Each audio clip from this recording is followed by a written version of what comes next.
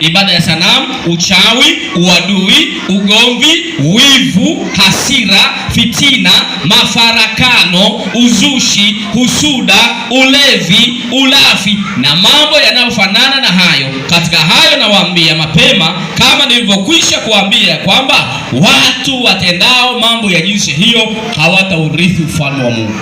Jitafakari kwenye hiyo mistari, umeangukia wapi? Je, wewe uko katika ibada ya sanamu au la? Je, wewe ni msherati? Wewe ni mchafu? Unanajisi mwili wako? Wewe ni mfisadi? Unapata mapato ambayo sio ya kwako? Je, unahusika katika ibada ya sanamu? Au kuna vitu vimesimama kama ibada ya sanamu, labda muda, labda fedha, labda kazi? Je, uchawi ni kwa ajili ya kusababisha wengine usisikie ya kwamba wabarikiwe? Je, uadui, una uadui wewe na mtu mwingine hamsalimiani? Je, una ugomvi na mtu usioisha? Na kwa nini ukae na ugomvi na mtu bila kumwambia? Kuna wakati mwingine unaweza kukosana na mtu bila kumwambia, bila yeye kujua.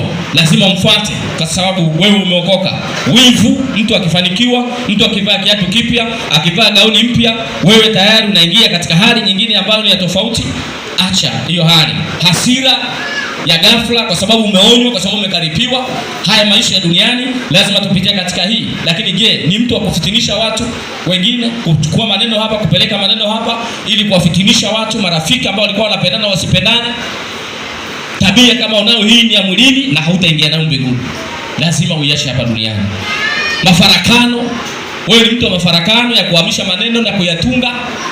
Ni mtu wa nini? Wa uzushi. Unasikia neno hata hujalielewa vizuri unalipeka kwa mtu mwingine, ni uzushi. Husuda. Husuda. Husuda ni kama kumhusudu mtu. Yaani amezungumza jambo fulani alafu mpendi huyo mtu. Umeona Ulevi. Ulevi uko kwenye maeneo mengi, pombe. Ulevi wa hata wa chakula ambao unaenda na ulafi. Unaweza ukawa huko nyumbani hunywi pombe lakini unakula chakula kupindukia, ni ulevi. Unaweza kuwa mlevi wa chakula. Yaani unakula, yaani hata daktari akikupima kile chakula unachokula, yaani anasema kwamba huyu hastahili kula chakula hiki. Ndio maana watoto wadogo wanapokula chakula kingi wanakuwa na utapiamlo. Tumbo linakuwa kubwa kuliko vile ambavyo walivyo. Yaani maana kwamba huyu ni mlevi wa ulafi wa chakula, anakula sana chakula kupindukia, ni mlevi. Kwa hiyo kila kitu kinaitwa kiasi. Kiasi ni kitu kizuri sana ambacho tukitumia mambo yanaenda vizuri.